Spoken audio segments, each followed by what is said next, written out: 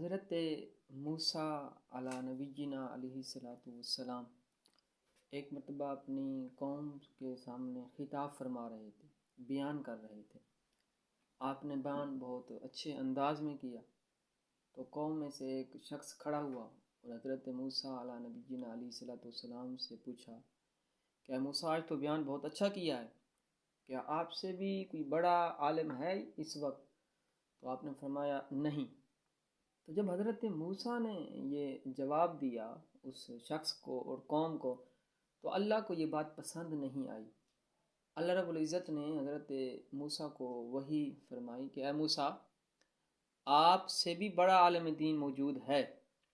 تو حضرت موسیٰ نے پوچھا یا اللہ وہ کون ہے؟ تو وحی نازل فرمائی کہ حضرت خضر علیہ السلام ہیں۔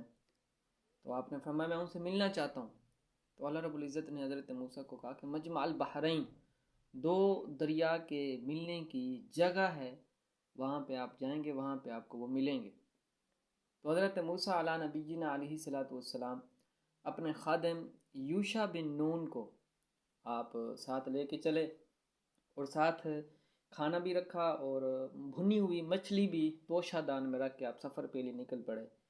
اور یہ جو ہے نا وحی کی گئی تھی کہ جب وہ مجمع البحرین جگہ دو ملنے کی جگہ آئے تو مچھلی وہاں پہ زندہ ہو کے اس دریا میں چلی جائے گی تو وہی آپ کے ملنے کی جگہ ہوگی۔ چلتے چلتے چلتے ایک دریا آیا، حضرت موسیٰ علیہ السلام آرام فرمانے لگ گئے۔ حضرت یوشع بن نون نے وضو کیا تو ادھر سے جو مچھلی توشہ دان میں رکھی ہوئی تھی وہ زندہ ہوئی اور دریا میں کود میں کے چلی گئی۔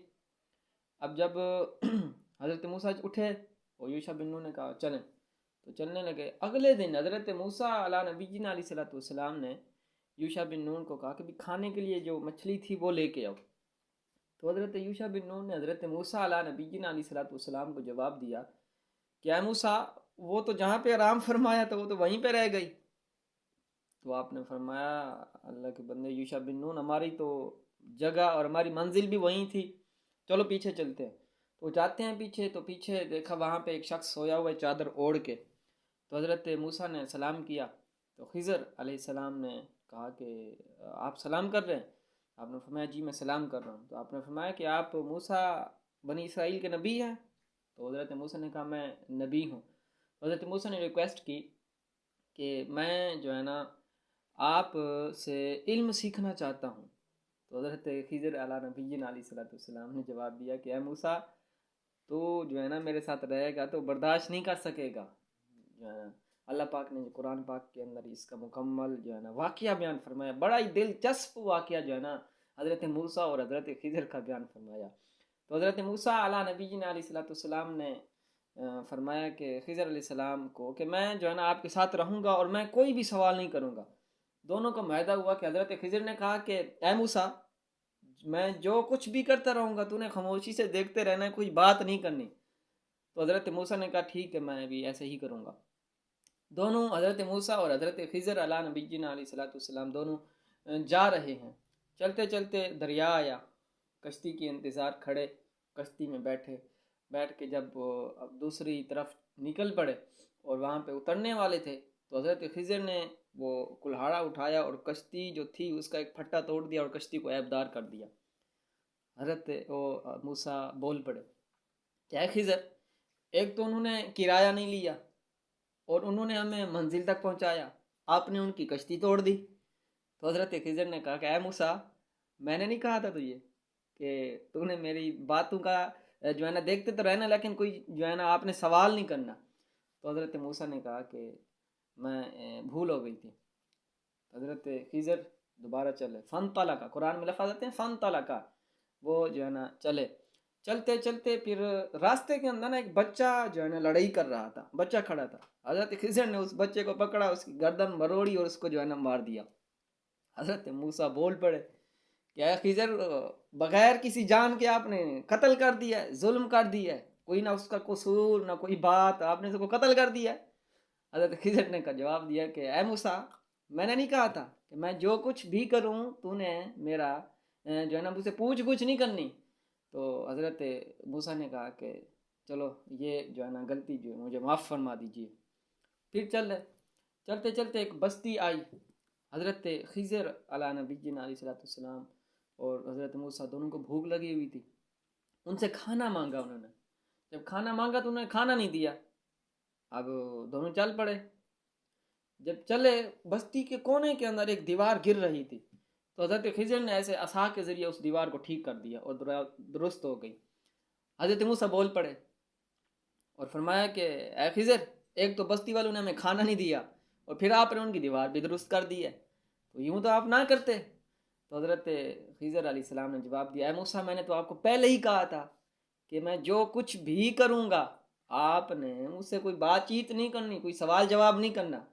ھذا فراق بینی و بینک، اب میرا اور آپ کا راستہ الگ الگ، جدا جدا. ہاں لیکن جو میں نے 3 کام کیے ہیں، کشتی توڑ دی، عیب دار بنا دیا، اور بچے کو قتل کر دیا، اور جو تیسری بات ہے دیوار ٹھیک کر دی، اس کی میں آپ کو وجہ بتاتا چلوں. جو میں نے کشتی توڑی اس کے پیچھے ماجرا یہ تھا کہ وہ کشتی ایک یتیموں کی تھی، مسکینوں کی تھی.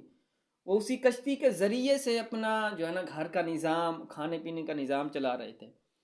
آگے ایک بادشاہ تھا جو ظالم تھا، جو کشتی صحیح سلامت آتی وہ اس کو لوٹ لیتا. اور میں نے کشتی عیب دار اس لیے کیا ہے کہ جب عیب دار ہو جاتی وہ بادشاہ اس کشتی کو لیتا نہیں تھا.